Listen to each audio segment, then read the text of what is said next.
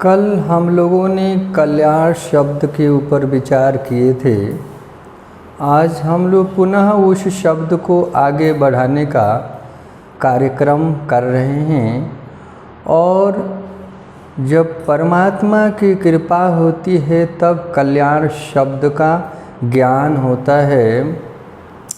लिखा है रामायण में, कलयुग केवल नाम यधारा, सुमरि सुमरि नर उतरहि पारा। कलयुग कर्म प्रधान होता है और कर्म में लोभ होता है। मनुष्य जब कर्म करता है तो लोभ से बंध जाता है और जहाँ लोभ आता है वहाँ पे कपट, कुटिलता, राग, द्वेष इत्यादि से वासनाओं से व्यक्ति भर जाते हैं और इससे मुक्ति नहीं हो पाती है। पूरे जीवन कर्म तो हम करते रहते हैं लेकिन इनसे मुक्ति नहीं मिलती है। भगवान का स्मरण करते हुए यदि हम कर्म करते हैं तब ही कल्याण संभव हो सकता है। कल्याण हमेशा परमात्मा करते हैं और परमात्मा के नाम से जब हम कोई भी कर्म करेंगे तो उस कर्म में परमात्मा का भाव आ जाता है। क्योंकि लोभ जो है संसार के सबसे बड़ा दुश्मन है। मनुष्य हमेशा हर दुश्मन से तो लड़ सकता है लेकिन इस दुश्मन से, वासना रूपी दुश्मन से कोई लड़ नहीं पाता है। जिंदगी नष्ट हो जाता है, संसार से चला भी जाता है लेकिन अपने आप को समझ नहीं पाता है जिससे कल्याण संभव नहीं हो पाता है। इसलिए कर्म जो भी करें भगवान का स्मरण से करना चाहिए और कर्म बगैर कर्म का भगवान गीता में भी लिखे हैं कि कर्म के बगैर गति नहीं हो सकता है। कर्म करना ही पड़ेगा और कलयुग में कर्म की ही प्रधानता है और कर्म से ही व्यक्ति आगे ऊपर बढ़ सकता है। पहले कर्म करेगा और उस कर्म से जब अहम निकल जाता है तब जाकर के व्यक्ति भगवान की तरफ मुड़ता है।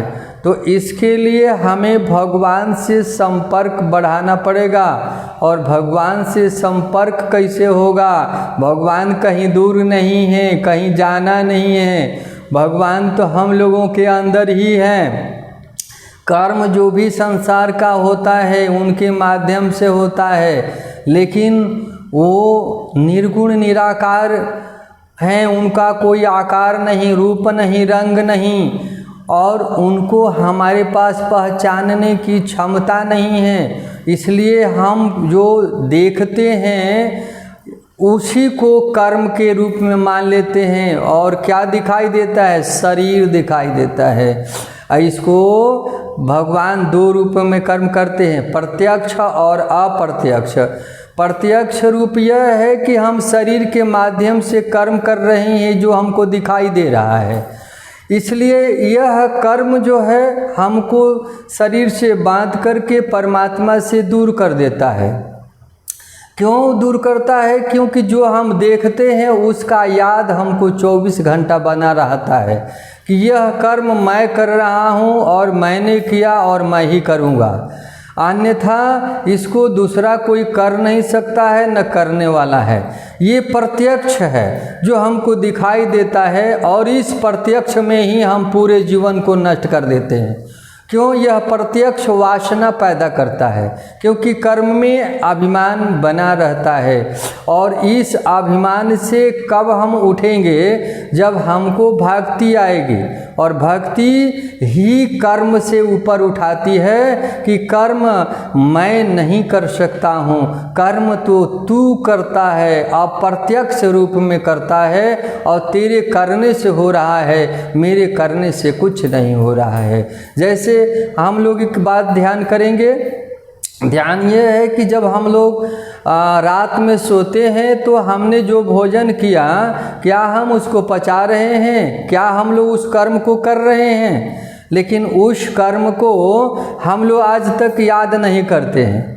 क्यों? क्योंकि वो दिखाई नहीं देता है, और उस कर्म में हमको अहंकार भी नहीं होता है, क्योंकि वो जो दिखाई नहीं देगा उसमें अहंकार हो ही नहीं सकता है। लेकिन जो कर्म हमें दिखाई देता है, जिसको लगता है कि हम कर रहे हैं, उसमें इतना बड़ा अहंकार बना रहता है, जिससे लगता है कि मैं ही संसार का सब कुछ करने वाला हूँ, मेरे करने से परिवार, समाज, देश चल रहा है। यदि मैं नहीं करूँगा तो ये परिवार नहीं चलेगा, समाज नहीं चलेगा, देश नहीं चलेगा।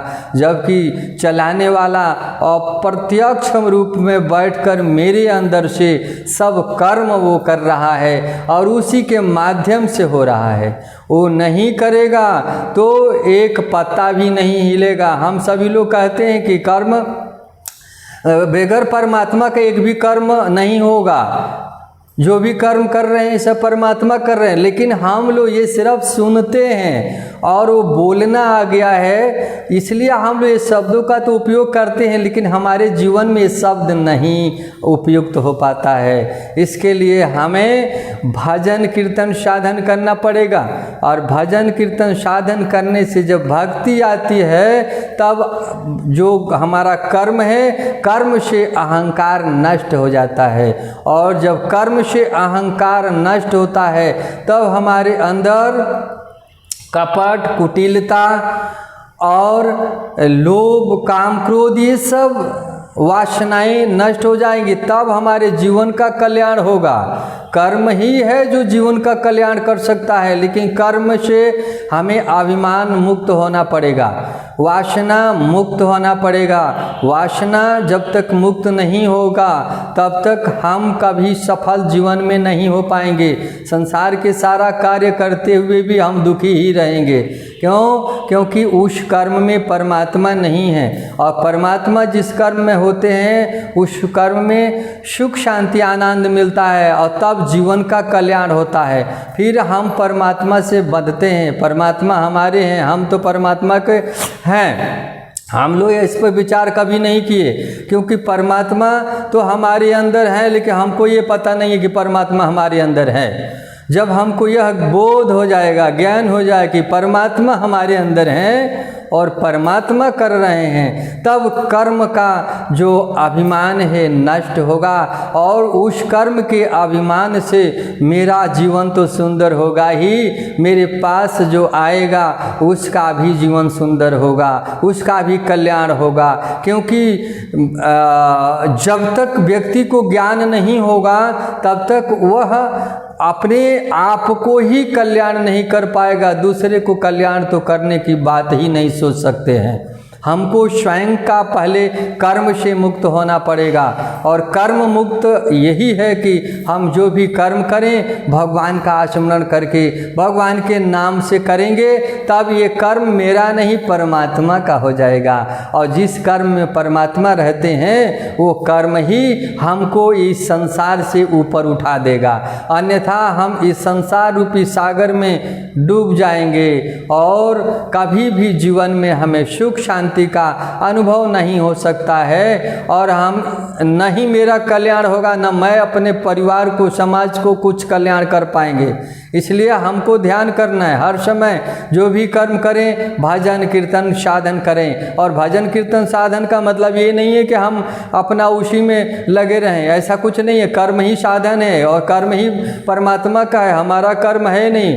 परमात्मा के करने से ये कर्म हो रहा है, उसी कर्म से हमारा जीवन चल रहा है। और हम कभी जीवन में सफलता यदि हम प्राप्त करते हैं तो भगवान की कृपा से, इसलिए भजन जरूर करना चाहिए। श्री राम जय राम जय जय राम, श्री राम जय राम जय जय राम। और इसके आगे की कहानी अगले दिन करेंगे। जय सीताराम, जय सीताराम।